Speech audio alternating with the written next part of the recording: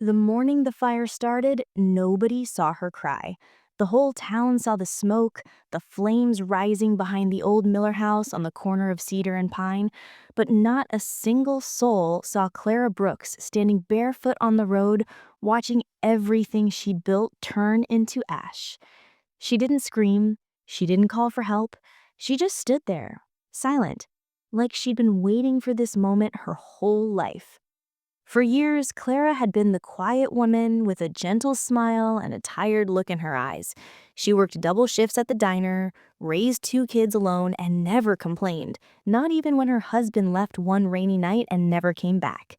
People whispered that she was too strong for her own good, but no one really knew what she carried.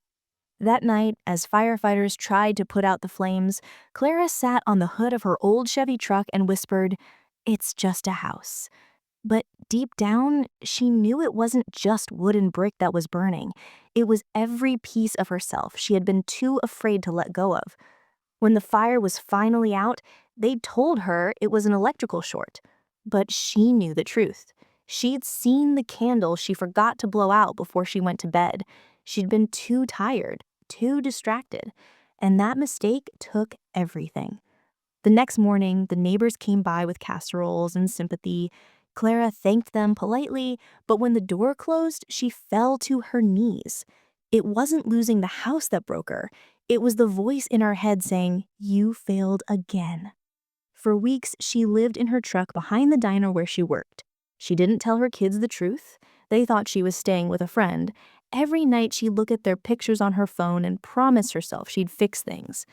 One night, as she sat in the parking lot staring at the stars, an older man, Frank, a customer who'd come to the diner every morning for coffee, knocked on her window. "You look like someone who hasn't had a warm bed in a while," he said softly.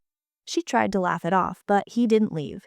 He offered her his late wife's spare trailer on the edge of town. It wasn't much, but it was something.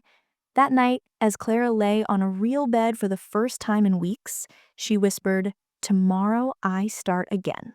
And she did. But what came next, no one in that town would ever forget. The next morning, Clara woke up before sunrise. The air smelled like pine and damp earth. For a moment, she just stood outside the trailer, barefoot again, watching the sky shift from gray to gold. For the first time in a long time, she didn't feel broken, just unfinished. She started small. She took every extra shift she could at the diner. She saved every dollar, cut every unnecessary expense. Some nights, she'd sit in the trailer with a notepad, writing lists of what she'd need to rebuild her house. Not the old one, but a new one. Smaller, stronger.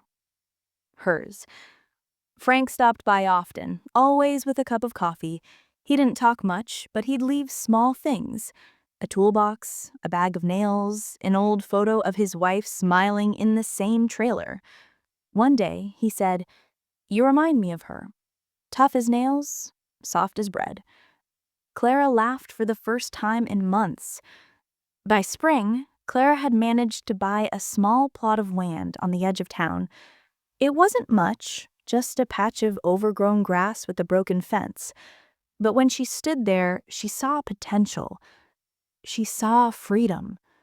The townspeople thought she was crazy when she said she was going to build the house herself. "Clara, you've never held a hammer," one of her coworkers said. "Maybe not, but I've held on when everything else fell apart."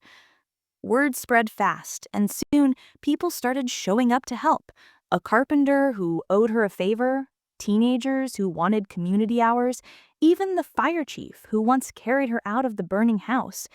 Every day after work, Clara showed up with her hair tied back, her hands blistered, and her heart set. It took nearly a year of sore muscles, calloused palms, laughter, and tears. And when the walls finally stood tall, painted white with blue shutters just like the ones her husband once promised to build, she cried. Not because she missed him, but because she didn't anymore. When the house was finished, she held a small gathering. Frank brought his old radio, and they played soft country music while the sun went down. Clara stood on her porch, looking out at the people who'd once pitied her, but now looked at her with quiet respect. She raised her glass and said, "I thought the fire took everything from me, but maybe it just burned away what I didn't need. I thought I'd lost my strength, but maybe it was just waiting for me to stop running." That night, as everyone left, she stood alone in the doorway, her new home glowing behind her. She whispered the same words she once said to her husband, "Good night, love." But this time, she wasn't saying it to the past. She was saying it to herself, because Clara Brooks didn't survive the fire. She